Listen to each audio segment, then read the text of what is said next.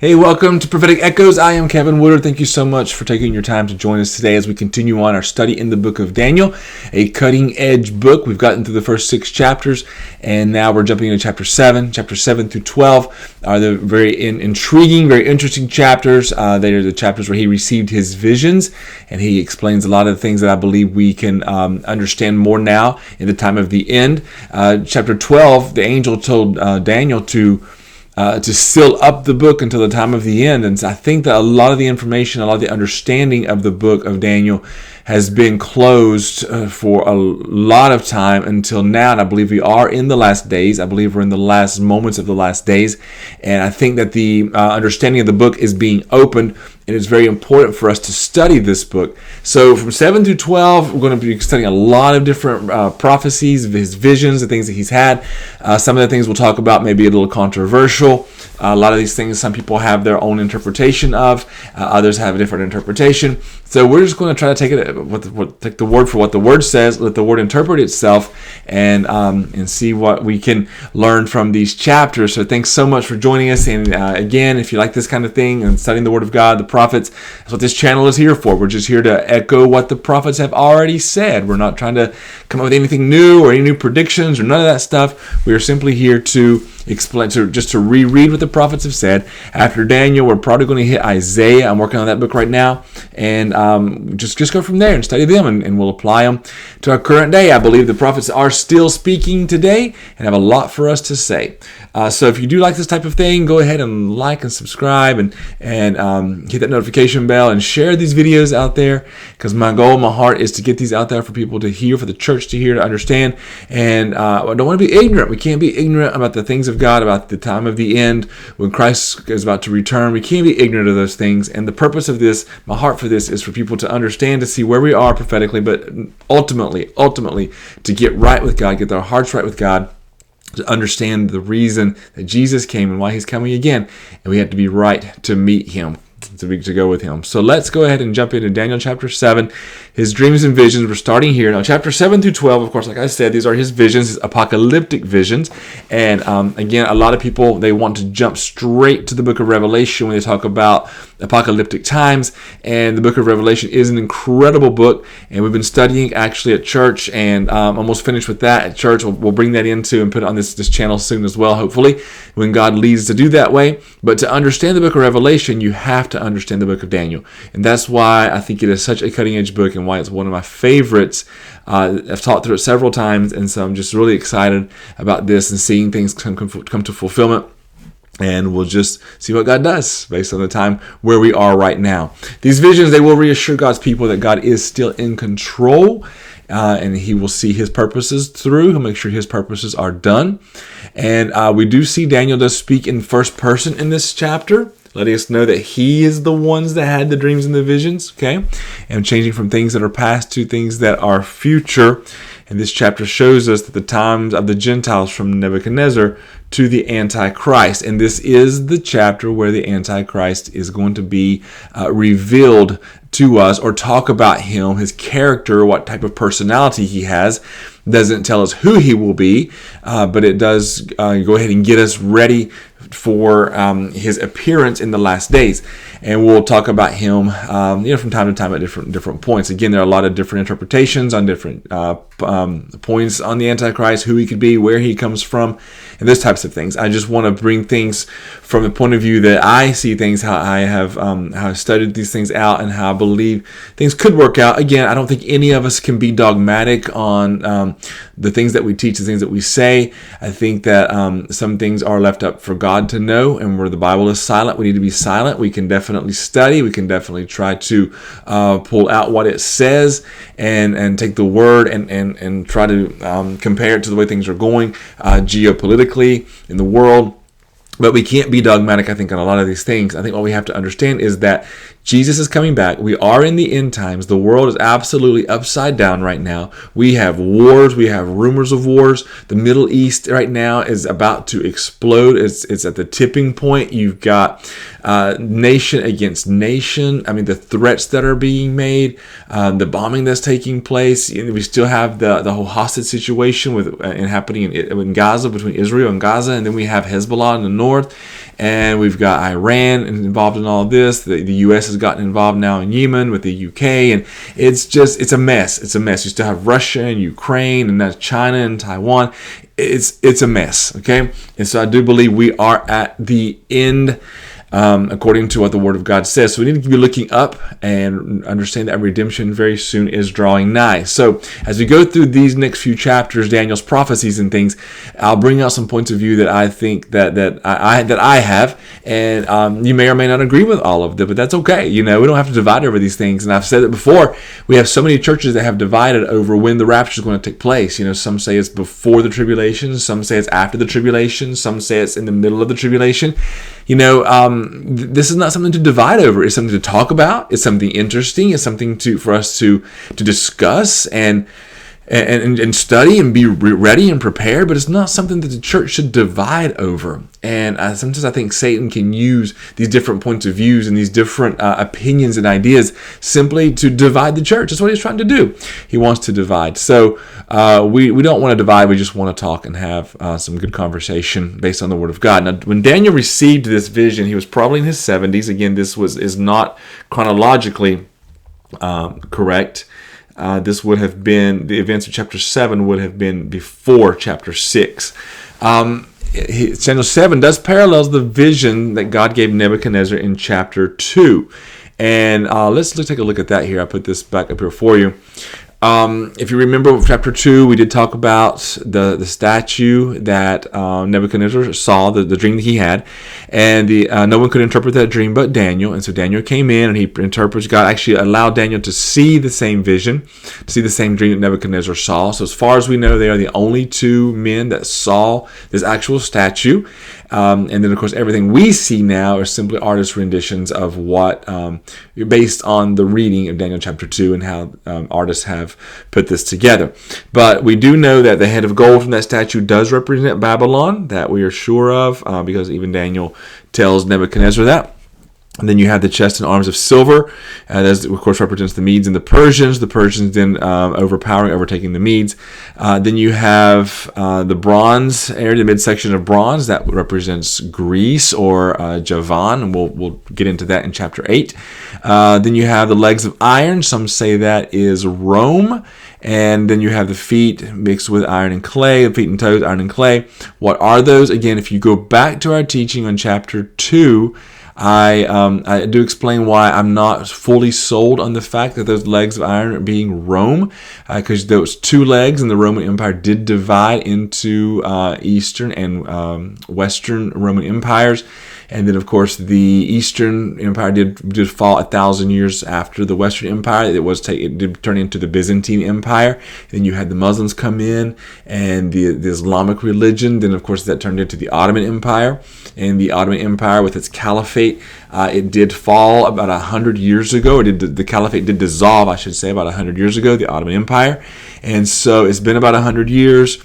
They are wanting their caliphate back. They want a caliph. The caliph basically is he's like the president and the pope and the foreign minister and the religious leader all mixed into one. And they are striving to get that caliphate back.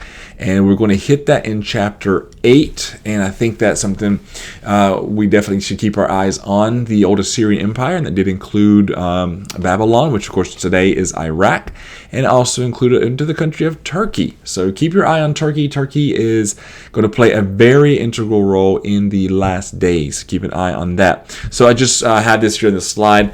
The head of gold, of course, Babylon, chest, arms of silver. Medes and Persians, the thighs of brass was Greece. Legs of iron, we did talk about that in chapter 2 in detail. Some say Rome, some say Islam. It could be both, because Rome as well was in the Holy Land. The Islamic religion has been in the Holy Land, so it does play a part.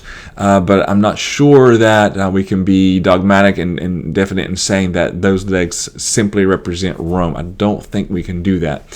Feet and iron of clay, of course, could that be a false peace, or could it be a reemergence of the Islamic Caliphate?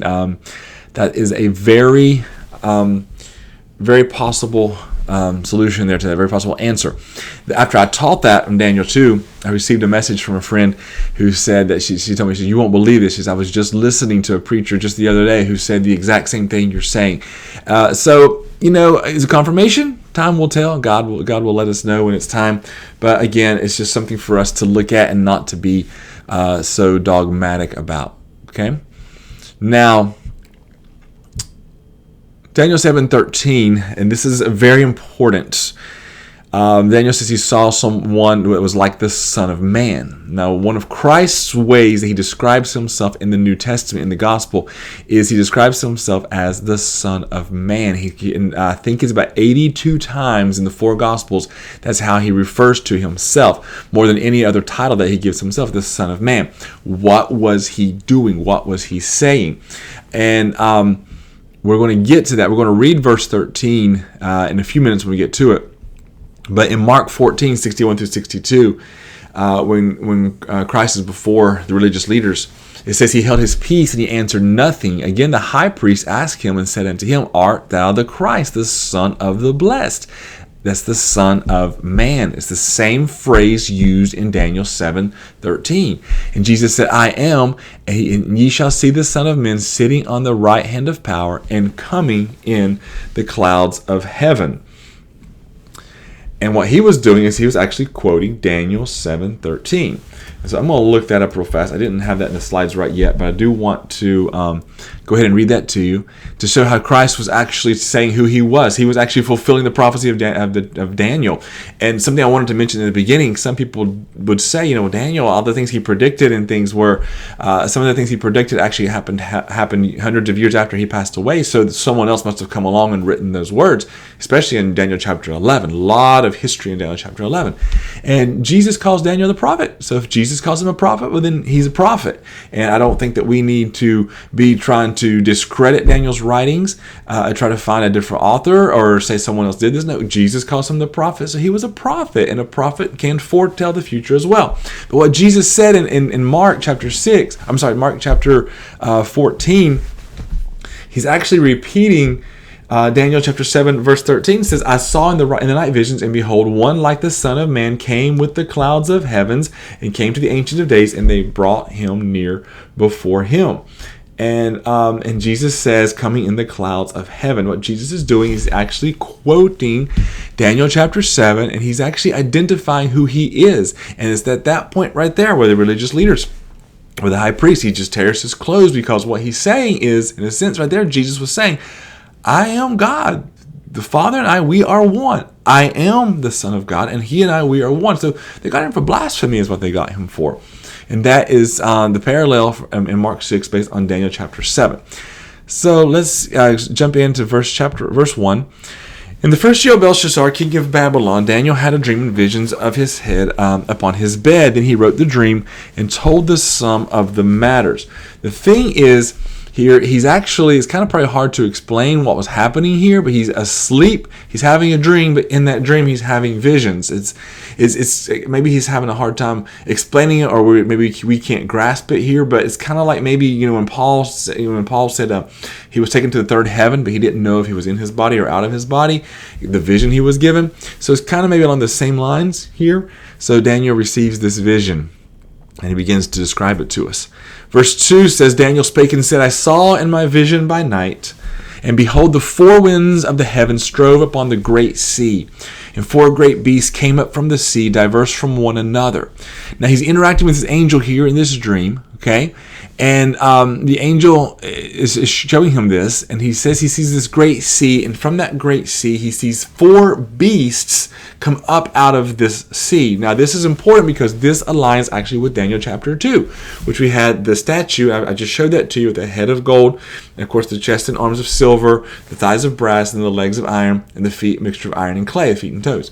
And this is actually a comparison. Nebuchadnezzar saw a statue, and he saw the different metals and the different values of those metals. But now Daniel is seeing these same empires that Nebuchadnezzar saw in the form of a statue. He's seeing them in the form of beasts, and he's giving us a little more information about them. And a great majority of this chapter is based on that fourth beast, and we're going to read about him today, and then we'll talk about that more in the second session on chapter 7. So he gets these visions, and he begins to tell us about these visions. Now, the four winds here, the great sea, to talk about this, It's just telling us what's happening in that part of the world. I've told you before, and we need to keep in mind that the tribulation, the great tribulation, and guys, we know the Great Tribulation is going to be 3.5 years. We know that. The book of Revelation explains that. But we cannot say dogmatically that it's going to be 7 years. People base that on Daniel 9:27. But we're going to hit that verse in a couple of sessions down the road. And I think we need to be careful to be so dogmatic in saying it's a 7-year tribulation when we know for sure it's going to be 3.5. But why I say that, and it could be 7. Again, I don't want to be, like I said, dogmatic. I keep using that word, but I don't want to be that way. I don't want to sound like, hey, I know this is how it's going to be. No, I'm just studying. This is how I see it, and just sharing my opinions with you. And what I think is just for us to take a deeper dive into these studies.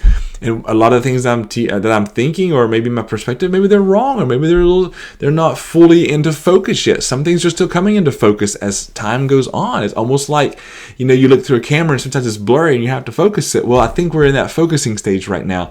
And so that's kind of why I'm sharing the things I'm sharing them and saying, hey, let's not be dogmatic about it. But we just keep in mind where the tribulation is going to take place. It's going to take place in and around Israel. And we'll see some slides here in just a few moments, and I shared these with you once before. But that Great Sea refers to the Mediterranean Sea and the nations that are around that sea. See, that's one reason why I just don't think we can be so certain of saying it's that Roman Empire, and especially the way this fourth beast is described. And many would say the fourth beast is the Roman Empire, just like those legs of iron were the Roman Empire. But again, there were two legs, there were two sides. There was the Western Roman Empire, of course, and its capital was Rome, and then you had the Eastern, whose capital was Constantinople, which now is the current day of Turkey. And of course, the Muslim religion, the Islamic religion there as well. So I just want to keep all these things in mind as we go through and study these areas. One thing that I had read about the Great Sea, and I'll hit that in the next slide here, and I found very interesting. I forget where I read that from. It was a commentary. I forget the name of the commentary, though. But throughout the Old Testament, the Mediterranean Sea is referred to the Great Sea, and there's some scripture references there. As the sea is stormy, so can the nations of the world be in chaos and war. It's unpredictable. And this vision relates specifically to the Mediterranean world. We need to keep that in mind. I think sometimes we forget that. I think sometimes we think maybe the tribulation is going to, have to start in America or in DC or, some maybe Paris or some other big nation. And I think these factors will be affected by the Great Tribulation. But I believe the Bible is very specific in explaining where that's going to start.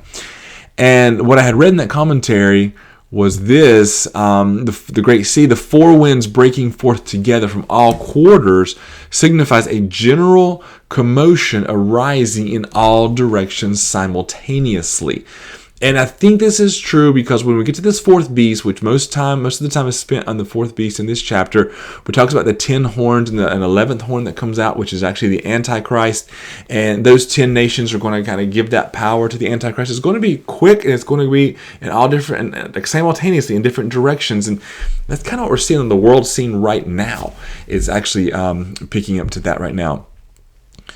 Now, just for us to keep in mind about the nations surrounding Israel, Joel chapter 3 says, "Assemble yourselves and come, all ye heathen, and gather yourselves together round about." It's the nations that are around the nation of Israel. Zechariah 12:2, "Behold, I will make Jerusalem a cup of trembling unto all the people round about, when they shall be in the siege both against Judah and against Jerusalem."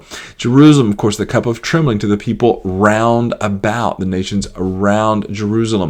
Ezekiel chapter 30, verses 1 through 5, it talks about the sword coming upon Egypt and Ethiopia. And then, of course, Lydia and Chub and these nations. It talks about where are these nations located? It's talking about end time judgments. And where are these located? In the northern part of Africa and the Middle East. And these nations, they are all Islamic. And then, of course, you have Micah, and I went through these in a previous session, so I'm not going through them for sake of time, I'm not going to go through them in detail right now. But it talks about in Micah chapter 5 about Bethlehem, Ephrata, and how the Messiah is going to come from there, and how that Messiah is going to deliver Egypt from the Assyrian. And of course, the Assyrian, many believe, and I tend to believe as well, this could be a reference to the Antichrist. And of course, those are nations that are around and that surround Israel. So guys, what I'm saying is, let's keep our eyes on the Middle East. Let's choose not to be ignorant. Let's look at the news. Let's follow the news. Let's see what's happening. Let's keep up with what's happening over there in the area, so that we are informed and can apply what's happening currently, especially in that area, to biblical prophecy and what the prophets of old said. That's all we're trying to do. Now, Daniel's going to begin to talk about the vision, the beasts.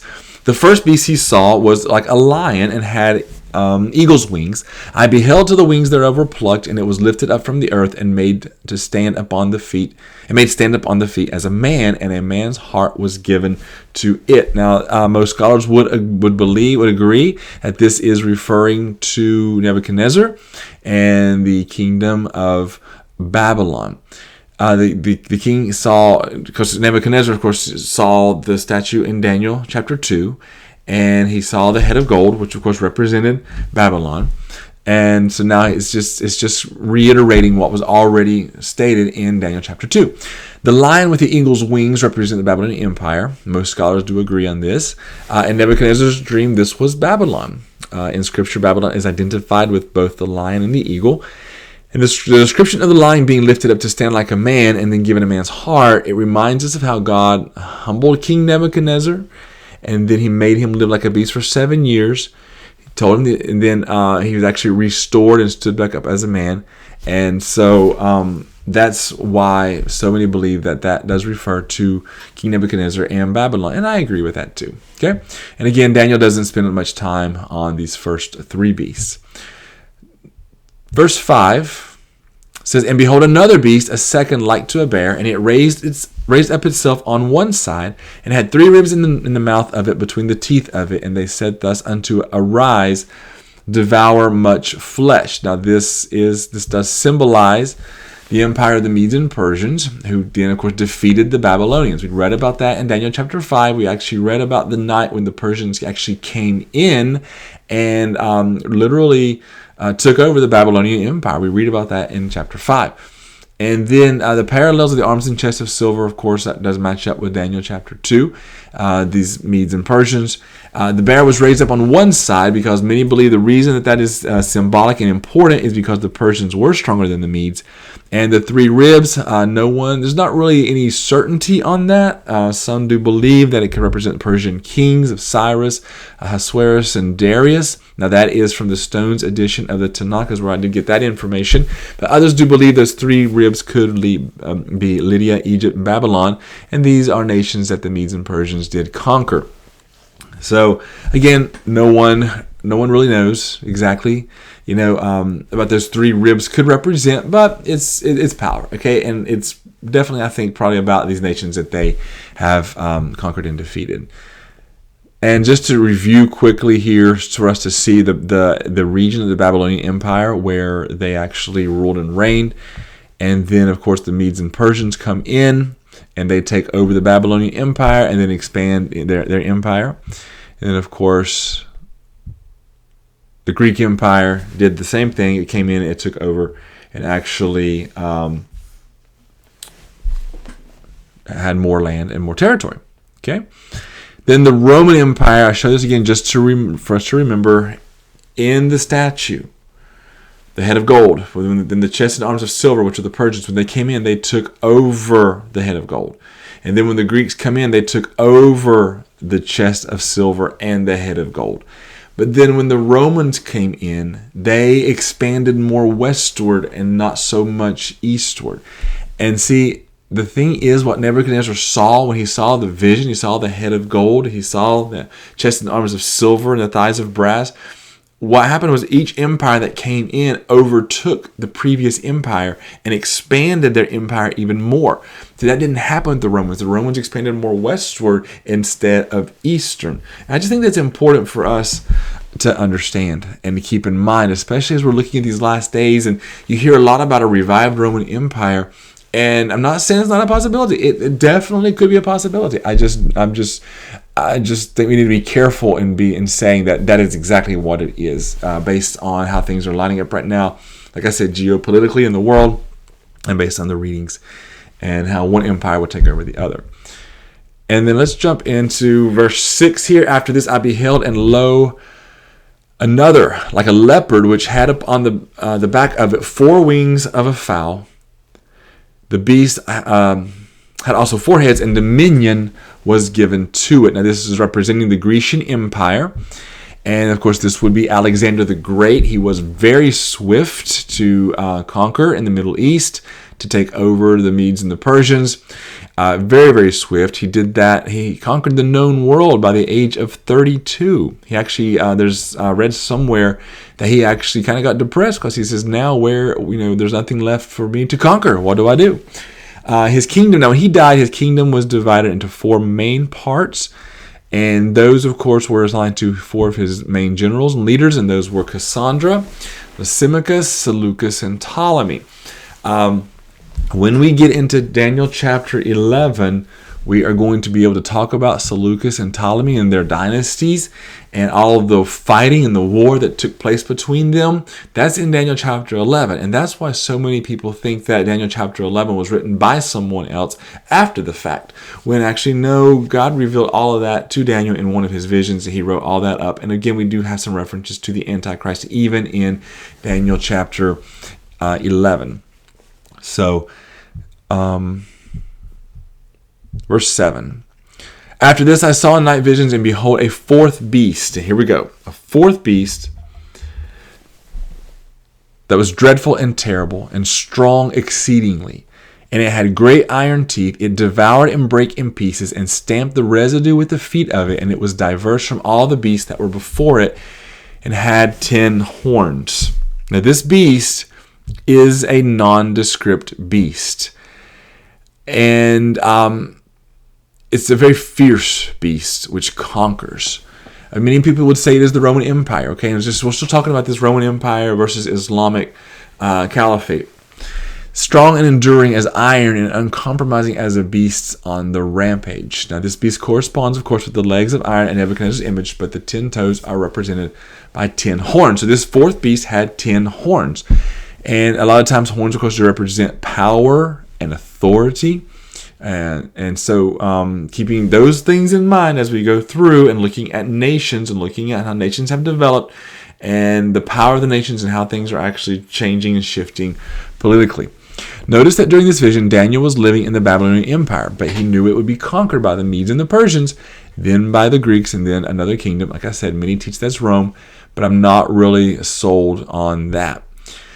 Now, my personal belief. Think back to the 2 legs of iron, okay? And we've said this earlier. I'm just repeating this. Western and Eastern Rome.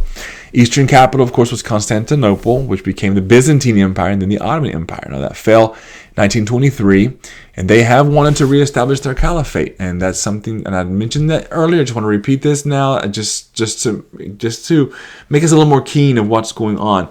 They want their caliphate back. It's been about 100 years, and there's been a lot of talk about this, and a lot of talk coming out of Turkey.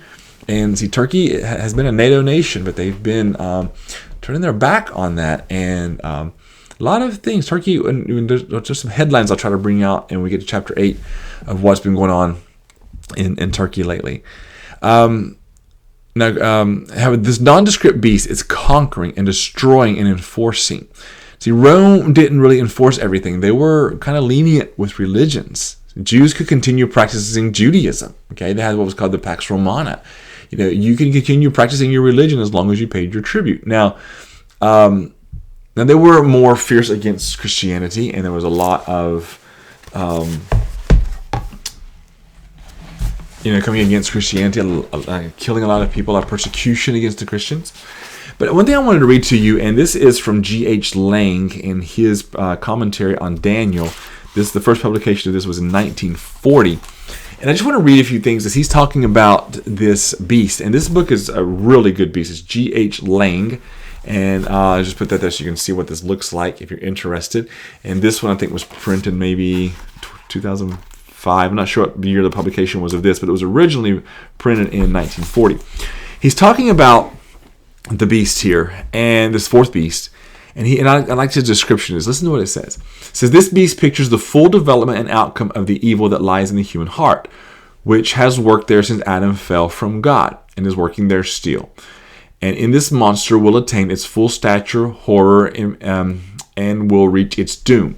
Now, that's how he describes this beast. He says, it is terrible. It is exceedingly strong. Its power to tear to pieces is irresistible. It has great iron teeth.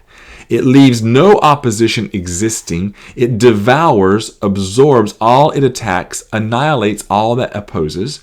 No toleration is shown. It has brass-nailed feet breaking to pieces. It will bear no resemblance to any kingdom that has preceded it. This will be seen very distinctly in its extent. It shall devour the whole earth. No empire ever yet has fulfilled this prediction, but Antichrist will fulfill this prediction. Antichrist will be given his throne by the 10 kings.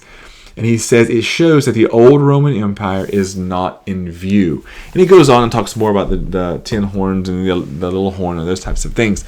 I found that really interesting that commentary kind of aligns with what I've been thinking over the past few years, as well as I think I mentioned even in chapter 2, David Pawson, who was an incredible Bible teacher from England. He's gone on to be with the Lord now, but he as well, back in 1976, talked about the Islamic religion, being a part of this in the last days. Even the Stones edition of the Tanakh talks about the commentary in that. In the Tanakh, of course, the Jewish Bible, Old Testament, talks about in the last days a union of Christianity and Islam trying to fuse together, but it's just not going to happen. Don't forget that, guys, Roman Catholicism is considered Christianity in the world's view. And so if you look at those two legs, you have Christianity in the world's view, Rome trying to mix with Islam in the Islamic religion in the last days.